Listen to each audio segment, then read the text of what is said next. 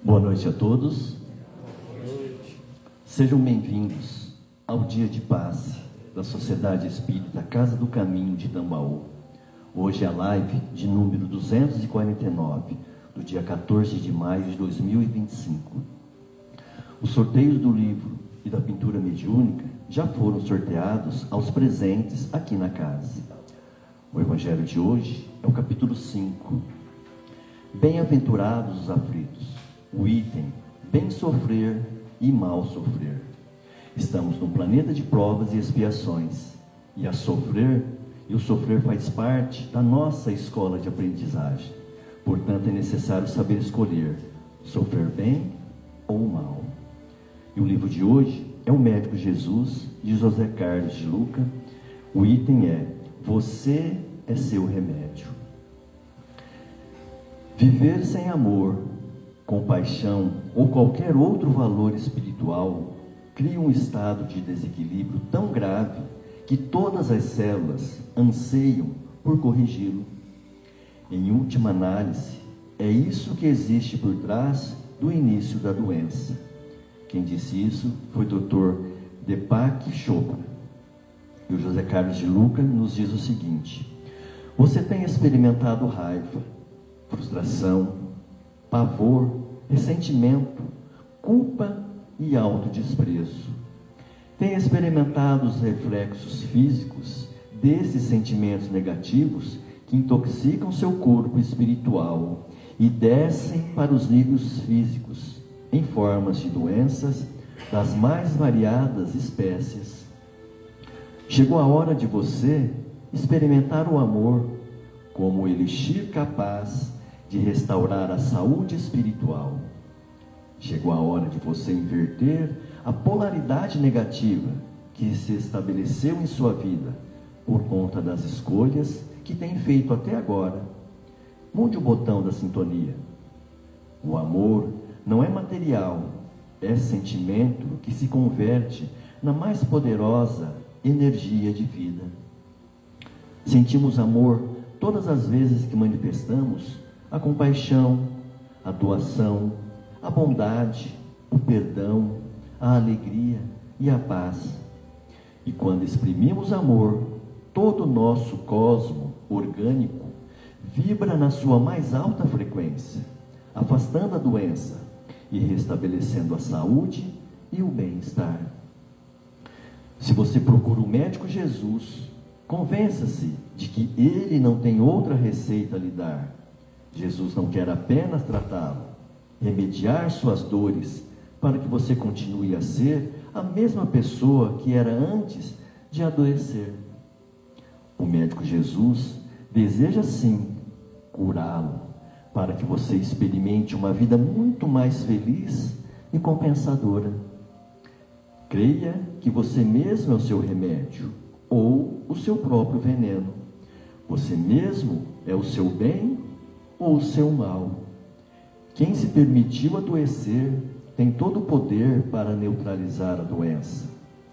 A cura é o processo do regressar ao seu estado natural, à sua essência divina, na qual o amor e a alegria representam seu jeito saudável de viver. É como regressar à infância. O médico Jesus recomenda sessões permanentes de fisioterapia espiritual, mediante a assimilação do brilhe a vossa luz. Creia que você é luz de Deus, criatura dotada de todos os recursos necessários a uma vida feliz e saudável. A doença surgiu porque em algum momento a sua luz deixou de brilhar e a negatividade escureceu seu caminho. A enfermidade é um quarto escuro. Põe a mão no interruptor da positividade, da esperança, da fé em si mesmo e da fé em Deus. Recupere seu entusiasmo pela vida. E assim, logo mais, a luz da saúde brilhará para você. Essa luz já existe em você, já lhe pertence por herança divina. Vamos então acendê-la? É como a espiritualidade nos diz, né? Basta querer melhorar. É só buscarmos essa luz, que essa luz brilha em nós, adquirir os conhecimentos, sermos a semente de uma árvore para produzirmos bons frutos, muitos frutos, né, em auxílio a todos.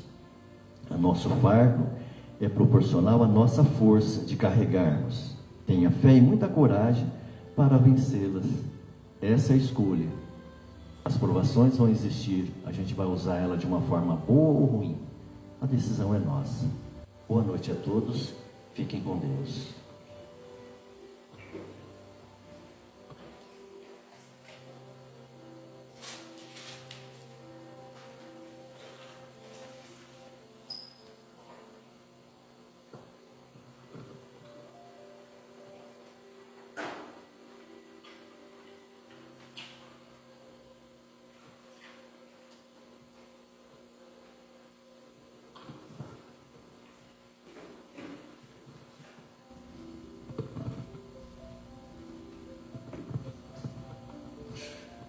Boa noite a todos. Foi muito rápido hoje. Boa noite. Boa noite a todos. Boa noite. O tema é o bem e o mal sofrer. Mas antes, quero compartilhar com vocês. Se me amais, guardai os meus mandamentos. E eu rogarei a meu Pai, e Ele vos enviará um outro Consolador, a fim de que fique eternamente convosco. João capítulo 14. Eu ainda tenho muitas coisas a vos dizer, mas atualmente não sois capazes de as compreender. Quando vier o Espírito de verdade, ele vos conduzirá à verdade plena, pois ele não fala por si mesmo, mas dirá o que ouvir e comunicará tudo o que está por vir. Depois disso, ao longo dos séculos, vários enviados do nosso Mestre Jesus estiveram entre nós. E em 3 de outubro de 1804, nasce em Lyon, na França, Hippolyte Léon Denis Rivail, o nosso Allan Kardec, que desencarnou em 31 de março de 1869, aos 64 anos, em Paris, após deixarmos a codificação espírita, essa obra extraordinária, que representa o Consolador prometido pelo nosso Mestre Jesus. Mas ainda, nós não compreendíamos. Então, tivemos, na pessoa dos seus contemporâneos e continuadores, um maior nível de detalhamento, um maior nível de explicação. E aconteceu no Brasil algo similar, guardado as proporções, parece um padrão do plano espiritual, ao que aconteceu na antiga Galiléia, no antigo Nazaré. Num canto obscuro do Brasil, à época, no Triângulo Mineiro, surgem algumas figuras, como, por exemplo, o senhor Mariano, quase esquecido no meu espírito, e que, em meio a pessoas extremamente simples, recém-saídos da escravidão, mas com muitas faculdades mediúnicas afloradas, teve nesse irmão uma assistência fraterna, acolhedora. O senhor Mariano foi o tio de um dos nossos postos de luz, Eurípides Barçanufo. Aliás, o senhor Mariano nasceu em 19 de 11 de 1875, em Sacramento, e desencarnou em 27 de abril de 1949, em Sacramento, na fazenda Santa Maria. Eurípides Barçanufo nasceu em 1º de maio de 1880 e desencarnou em 1º de novembro de 1918, aos 38 anos, em Sacramento. Esses dois personagens, não só eles, foi um grupo, na realidade, meio que prepararam o caminho para um dos grandes postos de luz que a humanidade teve ao longo do século XX e no alvorecer do século XXI, que nasceu em 2 de abril de 1910, em Pedro Leopoldo, Minas Gerais, e desencarnou em 30 de junho de 2002, aos 92 anos, em Uberaba, Minas Gerais. Quase que contemporâneo, um outro grande poste de luz nasceu dia 5 de maio de 1927, em Feira de Santana, na Bahia. E ontem retornou à pátria espiritual. Oi? Com 98 anos de idade. O nosso peito de gratidão a esses irmãos nossos que dedicaram sua vida para aclarar ainda mais os ensinamentos do nosso Mestre Jesus. É interessante porque Divaldo, quando estava começando a sua jornada, esteve com o Chico, que assistiu o filme, né, Missionário da Paz.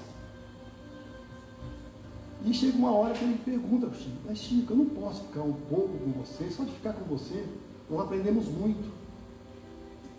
E no filme está mais ou menos assim: Divaldo, poder até pode, mas nós somos como os 2 postes de luz, que precisamos estar separados para levar luz a mais lugares. Sabemos que quando encarnados, as nossas potencialidades diminuem muito em função da diferença no padrão vibratório.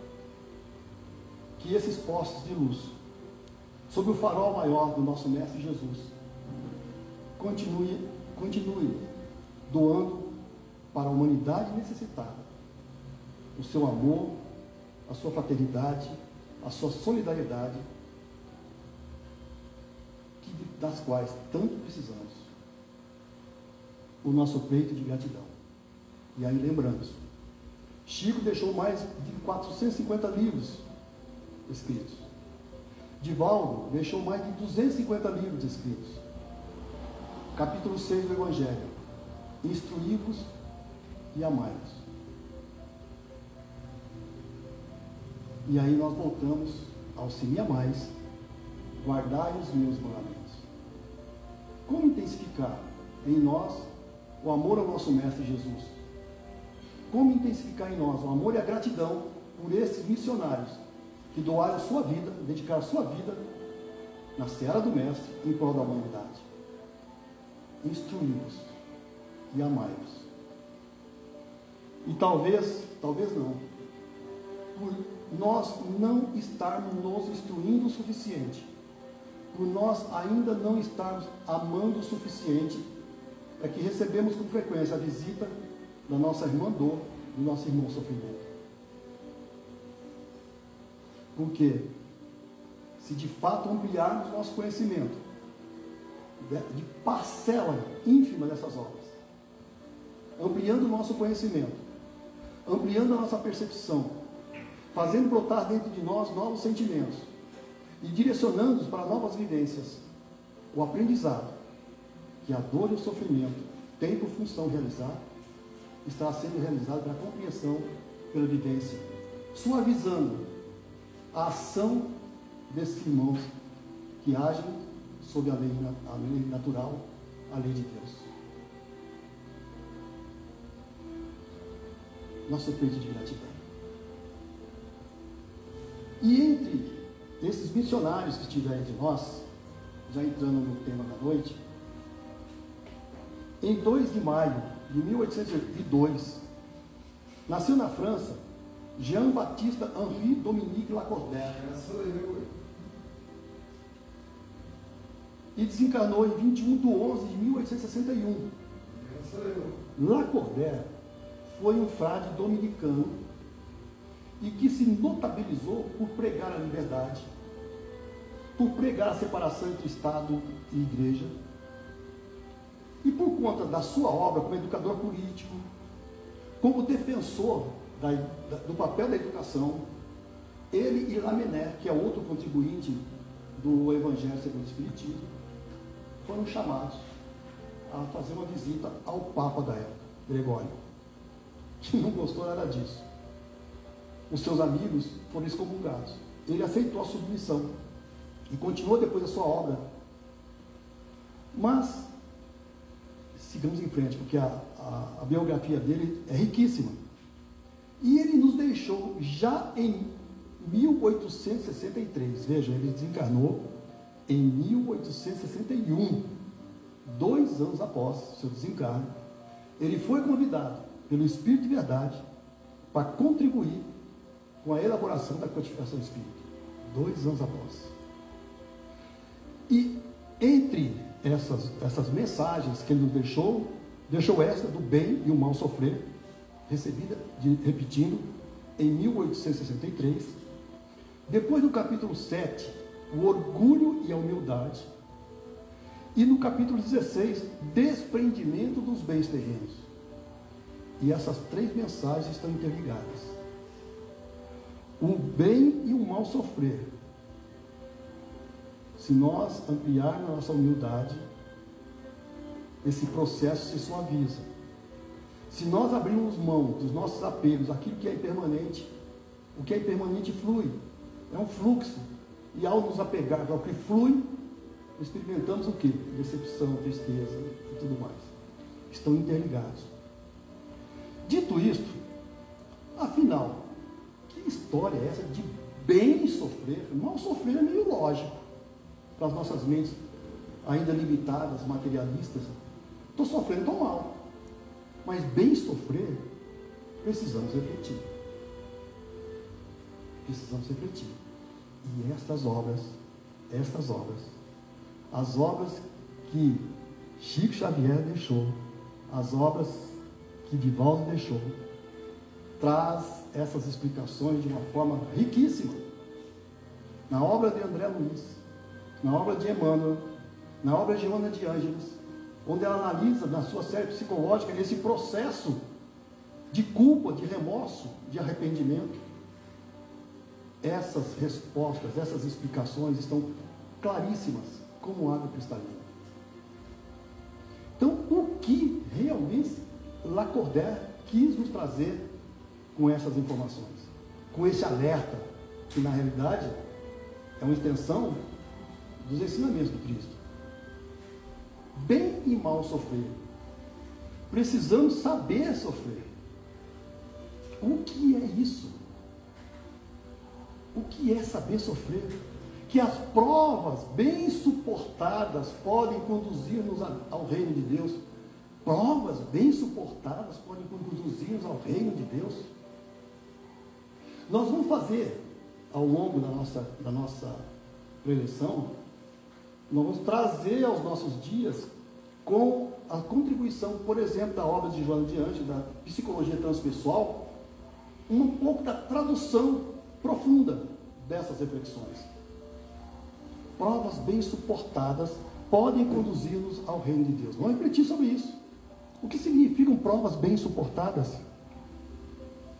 E diz mais, lá em Vinha de Luz, capítulo 80, Emmanuel nos diz: não basta sofrer simplesmente para ascender à glória espiritual. Não basta sofrer simplesmente para ascender à glória espiritual.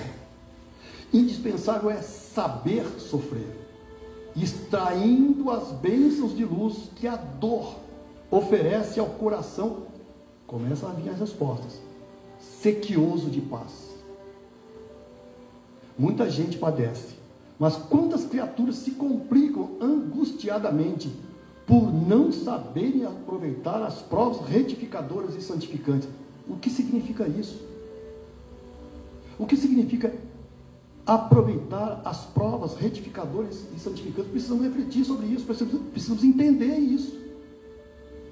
Quantos corações se transformam em poços envenenados de ódio e amargura, porque pequenos sofrimentos lhes invadiram o círculo pessoal. Não são poucos os que batem a porta da desilusão, da descrença, da desconfiança ou da revolta injustificáveis, em razão de alguns caprichos desatendidos. Alguns caprichos desatendidos. Precisamos entender essas coisas.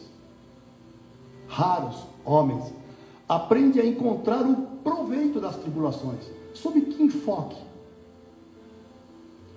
A maioria menospreza a oportunidade da edificação e, sobretudo, agrava os próprios débitos. O que significa isso? Ou seja, nós somos convidados a desenvolver a virtude da humildade, a mais elevada bem-aventurança junto com perseguidos pela justiça. Bem-aventurados os humildes, porque deles é o reino dos céus. As respostas: não procureis o reino dos céus aqui ou acolá, porque ele está dentro de vós. As respostas começam a surgir, a fazer sentido.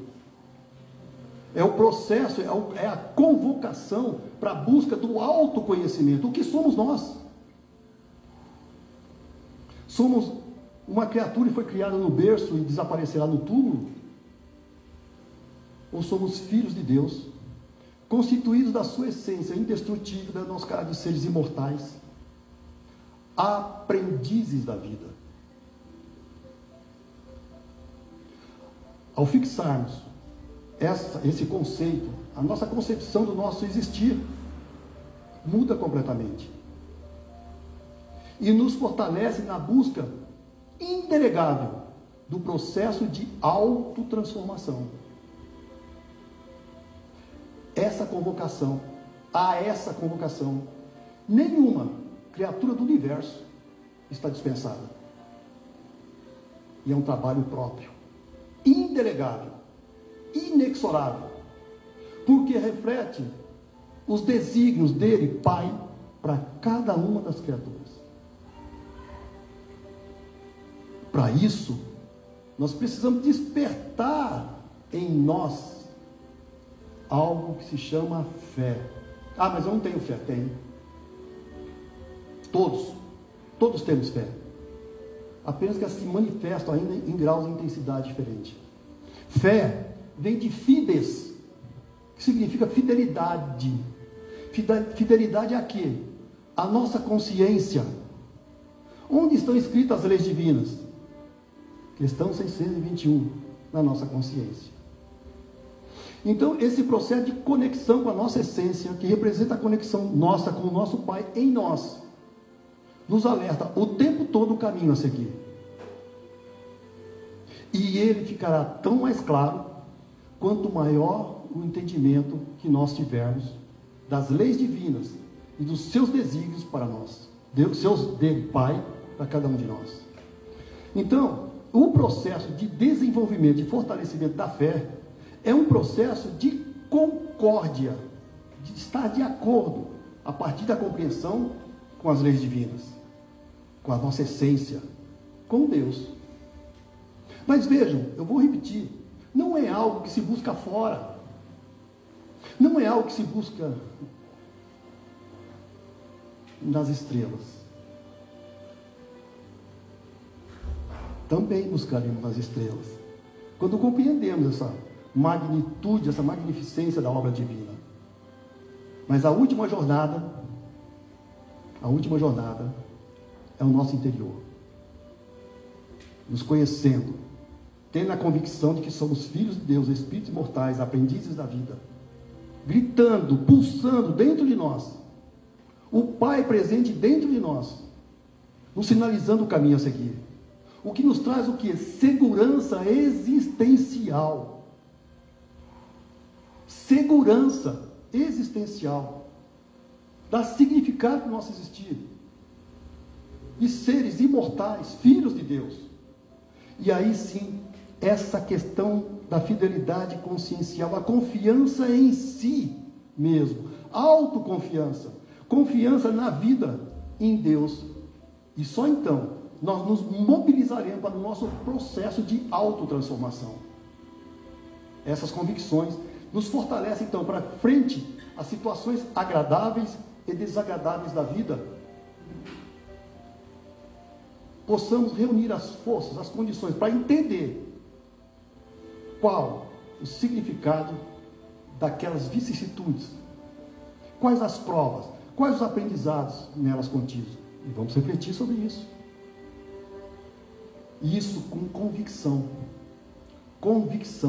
fé convicta, com raciocínio, com lógica. Não é dogmático, não é dogmatismo, não é fundamentalismo.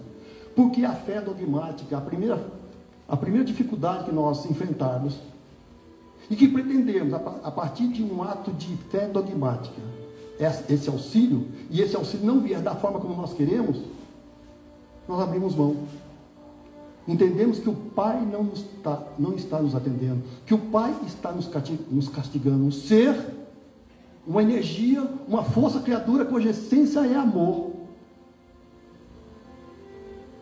A doutrina espírita nos traz a reflexão, a compreensão, a razão, o significado que entende a nossa razão, que atende a nossa razão e atende a nossa emoção. Essa é a construção da fé em nós. E lá no Consolador, questão 354, Emmanuel nos fala que ter fé é guardar no coração a luminosa certeza em Deus. Certeza que ultrapassou o âmbito da crença. Crer é diferente de fé. Quando eu creio em algo, eu posso mudar a partir das minhas novas percepções. Fé é algo que brota de dentro de nós, é a certeza, é a convicção, fazendo o coração repousar numa energia constante de realização divina da personalidade. Essa fé não pode estagnar em nenhuma circunstância da vida e sabe trabalhar sempre, intensificando a amplitude da sua iluminação pela dor ou pela responsabilidade, pelo esforço e pelo dever cumprido. Já em Vinha de Luz, capítulo 40, também de Emmanuel, ele nos lembra que a árvore da fé não cresce no coração miraculosamente. A sublime virtude é construção do mundo interior, em cujo desdobramento cada aprendiz funciona como orientador, engenheiro e operário de si mesmo. Então, aquelas afirmações que nós já ouvimos, que talvez nós mesmos tenhamos feito, eu não tenho fé. Ou, aqueles privilegiados tinham uma fé. Deus concedeu a alguns privilegiados aquela fé, aquela intensidade de fé. Uma fé de Francisco de Assis, uma fé de Francisco Xavier, uma fé de Divaldo, uma fé de Madre Teresa de Calcutá, uma fé dos apóstolos. Deus os privilegiou com isso. É fuga. É infantilidade e imaturidade espiritual. Se essas criaturas chegaram a esse nível de fé, é porque trabalharam para isso. Compreenderam a lei divina, a lei natural, e aplicaram no seu existir. E é o caminho que cada um de nós, em maior ou menor instância, está a seguir. Então a fé é uma construção, porque a semente da fé está em nossa essência. Porque essa semente, vou repetir, é a presença do Pai em nós. E essa presença, ela vai se iluminando tão mais, quanto mais nós nos desapegarmos do nosso ilusionismo naquilo que é impermanente, naquilo que é passageiro. E aí, o que significa entender e aceitar, estar de acordo com a lei natural? O que é essa lei natural? É a lei de Deus. Questão 614 do Livro dos Espíritos.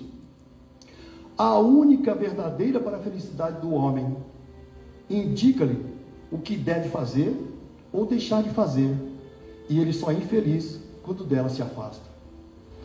Quando nós falamos de humildade, um aspecto que nós devemos considerar é que, primeiro, nós temos que perceber que nós não somos senhores do universo.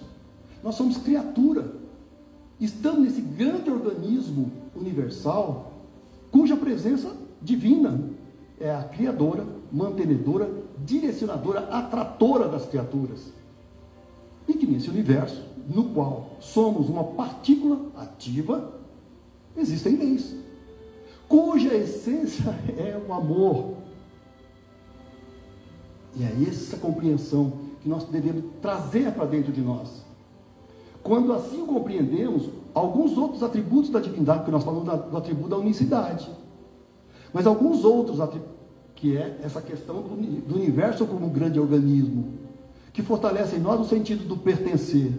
Mas alguns outros atributos nós precisamos trazer para a nossa reflexão da noite. A soberana bondade e a soberana justiça divina.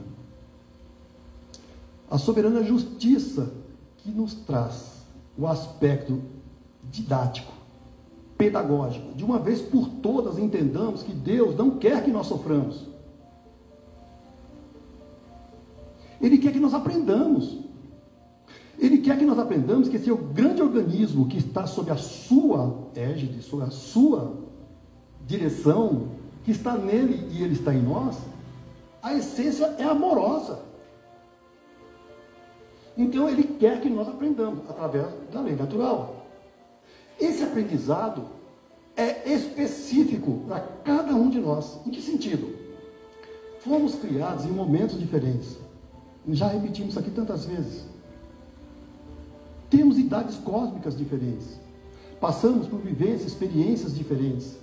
Exercemos nosso livre-arbítrio de formas mais diferentes possíveis. Por conseguinte, temos necessidades específicas de aprendizado que são direcionadas, que constituem a base para o nosso pacote pedagógico constituído pelos nossos programas encarnatórios. Cada encarnação nossa é constituída por um pacote pedagógico com necessidades de aprendizagem específicas. Necessidade de aprendizagem do quê? Vamos voltar depois. E outro aspecto da justiça divina é a proporcionalidade. Eu vou repetir aqui, nenhum desses pacotes pedagógicos que constituem o cerne dos nossos programas encarnatórios é superior às nossas forças. Compreender isso, entender isso, nos livra de um desperdício de energias tremendo e nos direciona no evitar esse desperdício de energias para deixar para trás o mal sofrer. Porque as vicissitudes nós vamos estar compreendendo nelas. Quais os pacotes, quais os significados, quais os aprendizados nelas contidos. E aí ele fala que a recompensa será equivalente à resignação e à coragem. Lá na frente nós vamos voltar a isso. Essa questão de recompensa, de resignação, que nós já comentamos nas nossas reuniões passadas, a questão da coragem, não é? E entra então em ação, e agora nós vamos aprofundar essa questão, entra em ação essa questão do ego. Ego. Nas nossas quartas-feiras, nas nossas quintas-feiras, nós compartilhamos uma visão de que o ego, na realidade, é a sofisticação no reino nominal do instinto animal. Qual a função do ego? Qual é a função do instinto? Garantir a sobrevivência do indivíduo e da espécie, através da reprodução, busca de segurança, alimentação, proteção contra as intempéries. Todas essas funções, no estágio hominal, permanecem, mas ela se complexifica porque existe algo no estágio hominal que não tem no estágio animal, que é a persona. Porque no estágio hominal, lembremos-nos que nós conquistamos a capacidade do raciocínio contínuo, do raciocínio abstrato, a percepção do eu sou, entrando no estágio da responsabilidade. E com isso construímos essa figura persona, no qual a energia egóica funciona, por ressonância dos nossos estágios anteriores, querendo garantir a sobrevivência do indivíduo, da espécie, e também da persona. Vejam só. Garante a sobrevivência da persona. E aí como é que é isso? Como é que é isso? Não se percebe, a criatura não se percebe que agindo dessa forma, ele está gradualmente aprendendo que essa jornada fere as leis divinas. Vamos entender isso. O universo não é orgânico, não tem o sentimento do pertencer. O ego é como se fosse como se a criatura estivesse enclausurada no seu castelinho, na luta da sobrevivência, no agir, no atacar e no fugir, no garantir a si mesmo independente dos outros. Vejam, é um aprendizado, faz parte do processo da obra divina, esse aprendizado da criatura. Agora, quando nós já temos a informação, quando nós já temos o conhecimento e insistimos nesses padrões de pensamentos, nesses comportamentos e atitudes, aí nós começamos a receber a visita da irmã dor, do irmão sofrimento. Dor física, sofrimento moral, sendo que o sofrimento moral depois é canalizado e é drenado no nosso corpo físico através de dores, das doenças. Para vocês terem uma ideia, no livro dos Espíritos, ego, a palavra ego, é citada 99 vezes. Egoísmo, 77 vezes. No Evangelho, a palavra ego é citada 93 vezes. Egoísmo, 67 vezes. Vejam só a preocupação do plano espiritual em nós direcionarmos as nossas energias, os nossos esforços para esse remanescente do nosso estágio primitivo evolutivo. E o que, caracterizando um pouco mais o ego, também são reflexões que nós fizemos já às quintas-feiras. Nós queremos obter privilégios perante a obra divina. Queremos ser considerados seres que nessa obra, em muitos aspectos do nosso existir, da nossa vida e relações, ser tratados com privilégios. Privilégio para o qual não realizamos o trabalho adequado. E sabemos que, por princípio, todo privilégio nas leis divinas seria uma injustiça. E a soberana justiça? Como se aplicaria? Questão, manifestação egóica. Uma outra característica do ego é a superficialidade do existir. Ou seja, o apego ao impermanente, que nós mencionamos há pouco. O ter e o reter. Quando nós não temos, nós nos frustramos. Quando temos e não conseguimos reter, nós nos desesperamos, nos vingamos, sentimos raiva, ódio. Na necessidade do reconhecimento, orgulho, que é orgulho, a necessidade que temos de ser reconhecidos.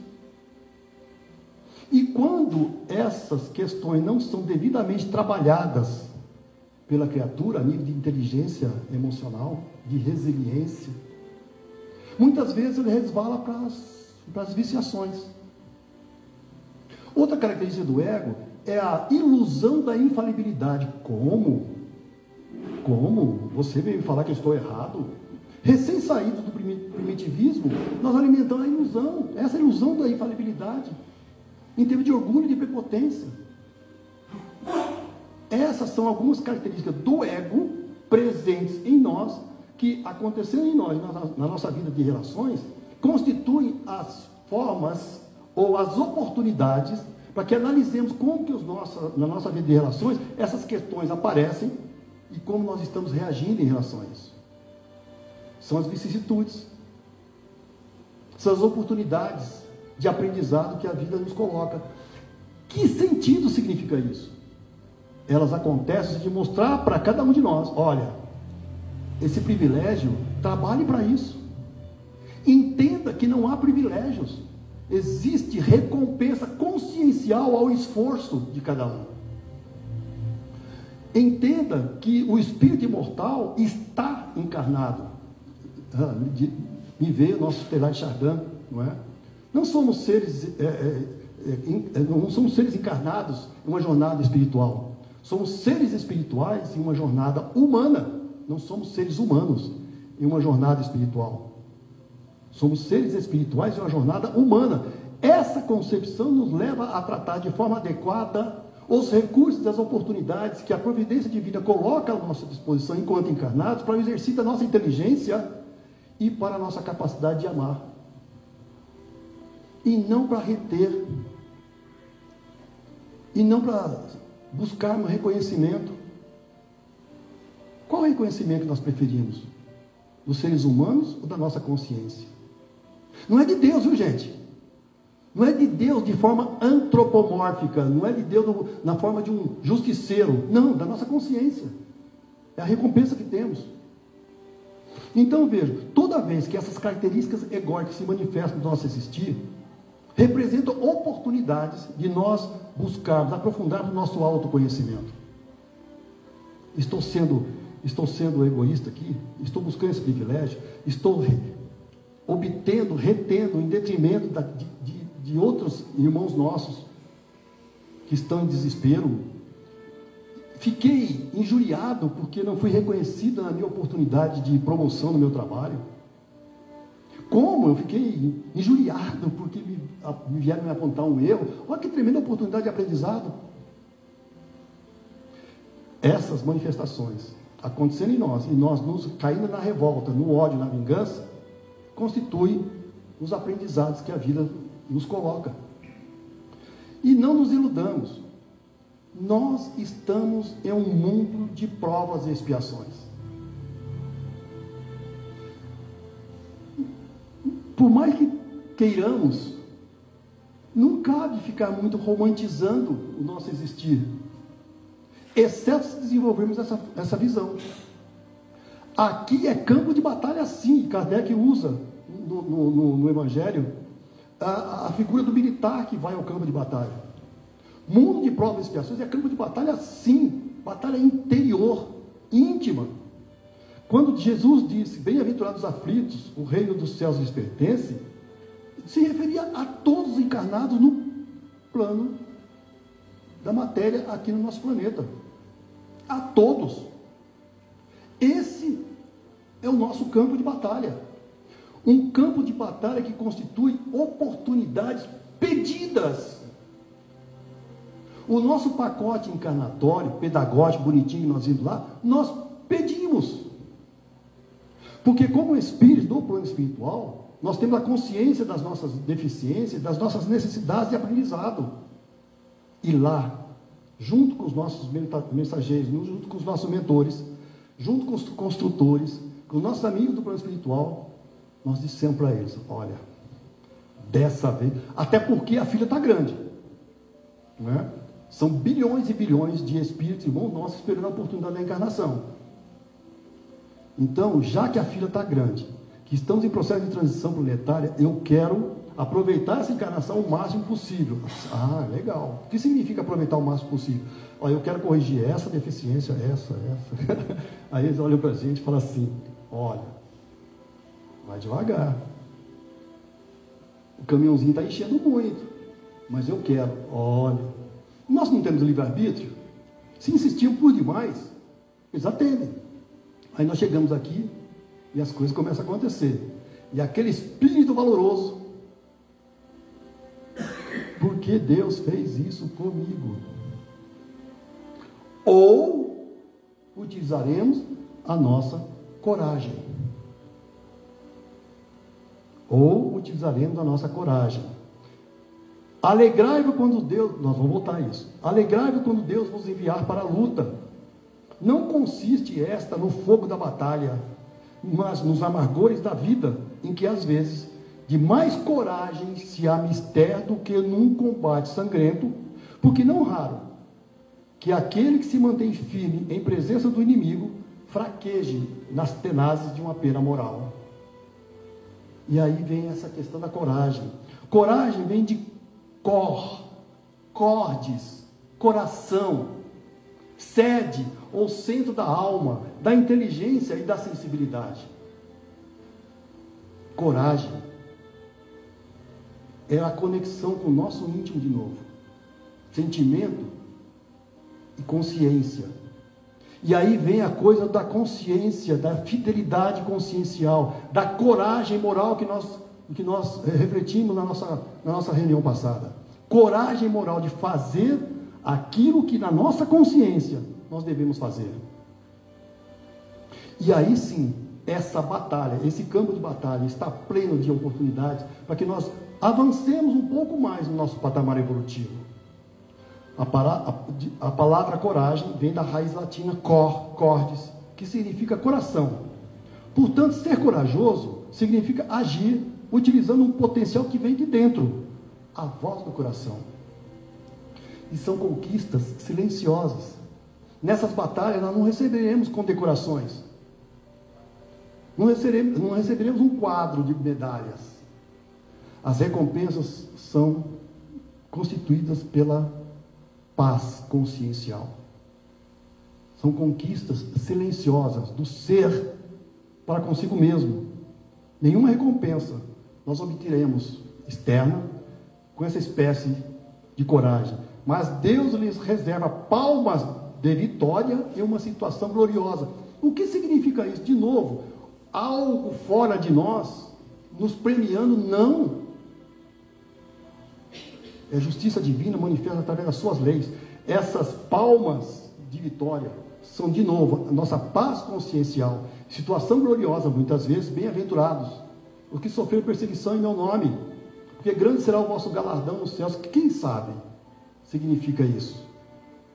Qual o prêmio que Jesus oferece a essas criaturas? Ao direito de reencarnar em mundos felizes. Quem sabe nós, aproveitando as nossas oportunidades, não caindo na revolta, na desesperança, enfim, mas aproveitando essas oportunidades, nós agreguemos às nossas conquistas valores que nos levem à condição de reencarnarmos em mundos felizes. E quando houverdes conseguido dominar os ímpetos da impaciência, da cólera ou do desespero, dizei de vós para convosco, cheio de justa satisfação, fui o mais forte. Bem-aventurados os aflitos.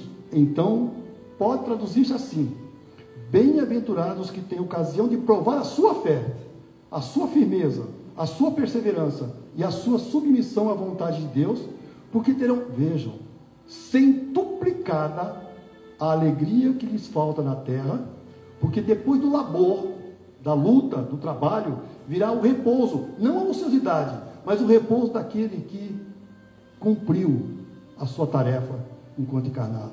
Foi aquele completista. Meus irmãos, que Deus nos abençoe a todos, muita paz.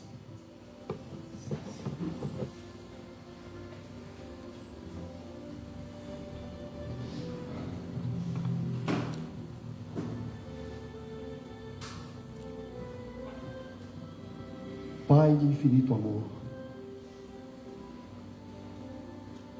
uma vez mais, Senhor, nós te oferecemos humildemente o nosso preito de gratidão.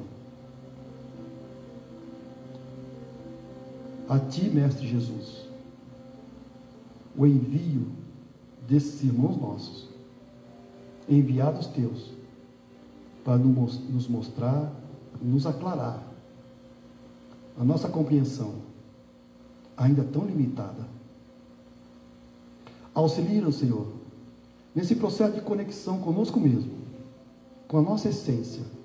Fortalece em nós a disposição de deixar para trás a ilusão que nos representa o impermanente, o fluxo que passa, e que nos concentremos, Senhor, na conquista daquilo que é permanente, ou seja, os valores do Espírito, a humildade, a fraternidade, a tolerância, que cada vez mais aproveitemos a oportunidade que nos foi concedida da presente encarnação, para que em cada momento nós identifiquemos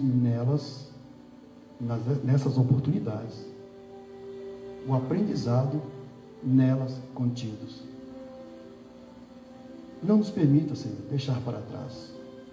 Não nos permita que alimentemos a vã esperança, ou melhor, irresponsabilidade, de adiarmos a conquista dessas oportunidades.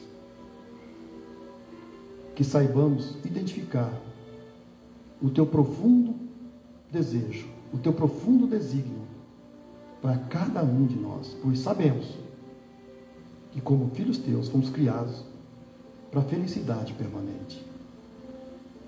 E assim, com a graça de Deus, nosso Pai, de Jesus, o Divino Mestre, dos nossos irmãos no plano espiritual que compartilham conosco esses momentos, dos nossos mentores, damos por encerrado a preleção da noite, dando graças a Deus e graças a Jesus. Que assim seja.